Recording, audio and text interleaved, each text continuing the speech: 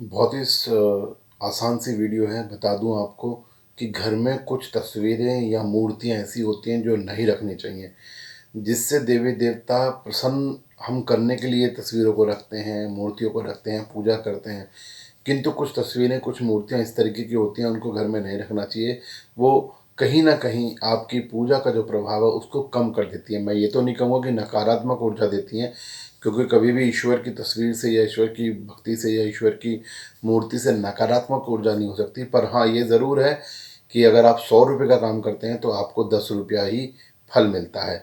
इतना आपका नुकसान होता है उन तस्वीरों से या मूर्तियों से। तो चलिए, चैनल को सब्सक्राइब कर दीजिए, बाबा महाराज की ज्योत को घर घर तक पहुंचाइए, हर भक्त का भला हो ऐसा कार्य कीजिए। और मैं आज आपको बताऊंगा कि कौन कौन सी तस्वीरें हैं या कौन कौन सी मूर्तियां हैं जो आपको अपने घर में नहीं रखनी चाहिए।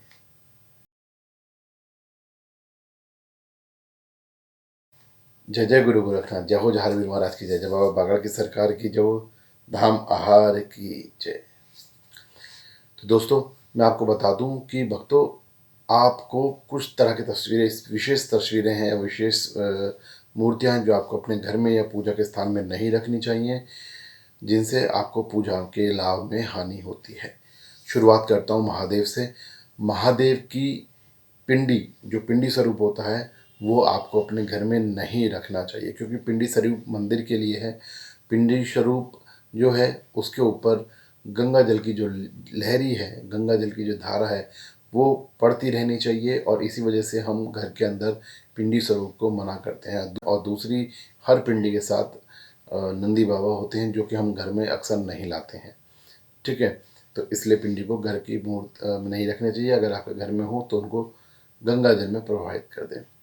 दूसरा, घर के अंदर महादेव की, नटराज की जो मूर्ति होती है वो भी नहीं रखनी चाहिए। जी हाँ, नटराज स्वरूप जो है महादेव का, वो स्वरूप बहुत ही प्रचंड स्वरूप माना जाता है। और बाबा महादेव जो हैं, वो अक्सर जो नटराज रूप धारण करते हैं, जो डांस का रूप धारण करते हैं, वो तांडव के टाइम पे धारण करते हैं। और इसी वजह से हम अपने घरों के अंदर बाबा की वो तस्वीर जो नटराज रूप की होती है, जो डांस करते हुए महादेव होते हैं, वो तस्वीर घर में हम नहीं रखते हैं।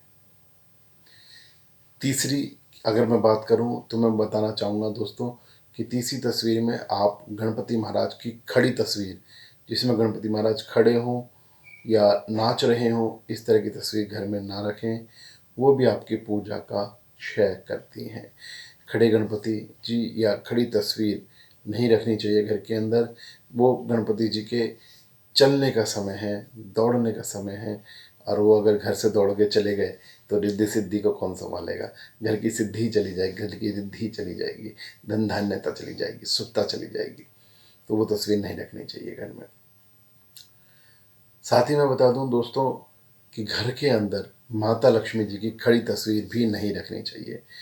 माता लक्ष्मी जी कमल पर या किसी और आसन पर बैठी हुई हों, आशीर्वाद दे रही हों, धन धान्य की वर्षा कर रही हों, ऐसी तस्वीरों को घर के अंदर रखना चाहिए।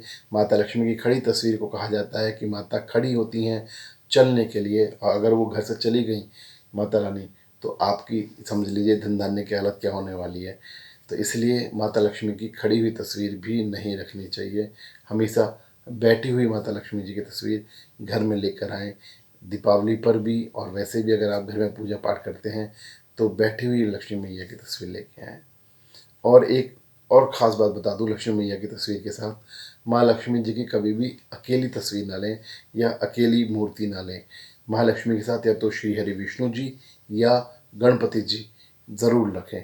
माता के साथ बेटा या पति, दोनों रूप में माता जोड़े में मानी जाती हैं। तो बेटे के रूप में माता लक्ष्मी गणपति जी के साथ आती हैं, और पति के रूप में श्री हरि विष्णु जी के साथ आती हैं। तो हमेशा ऐसे एक कॉम्बिनेशन में रहें, कभी माता लक्ष्मी को अकेला ना रखें घर के अंदर। इसी तरह से माँ दुर्गा की तस्वीर, जब भी आप माँ दुर्गा की तस्वीर लें तो माँ दुर्गा की तस्वीर में भी ध्यान रखें कि माँ दुर्गा की कोई भी तस्वीर लें तो वो आशीर्वाद मुद्रा में लें, आशीर्वाद की मुद्रा में लें।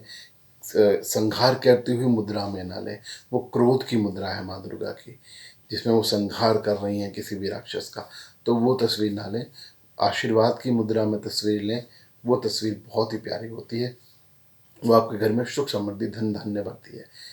और श्रृंगार की तस्वीर ना लें, वो क्रोध की तस्वीर है। अगर आप थोड़ी बहुत भी गलती करेंगे तो आपको उसका दंड बहुत मिल जाएगा, क्योंकि उस वक्त क्रोध होता है। वो तस्वीर भी रहे।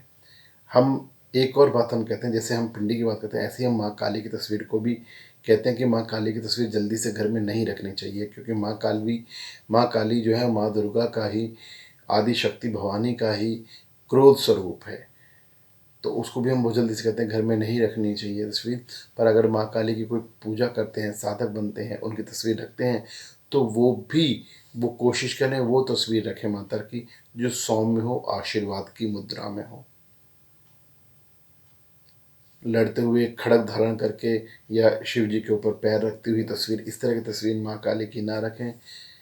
आशीर्वाद की मुद्रा की तस्वीर रखें, प्यार की तस्वीर रखें, तो उस तरीके की माँ काली की तस्वीर रखें।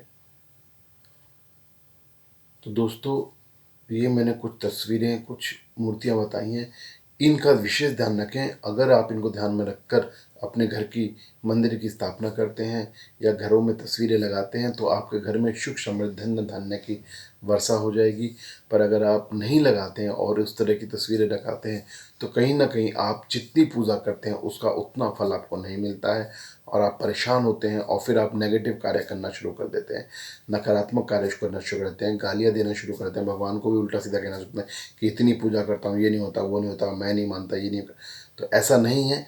आप पूजा को सही तरीके से करें, सही दिशा में करें और सही अंदाज में करें, तो सब कुछ सही होगा। जय जय गुरु गोरखनाथ। जय जय जहावीर महाराज।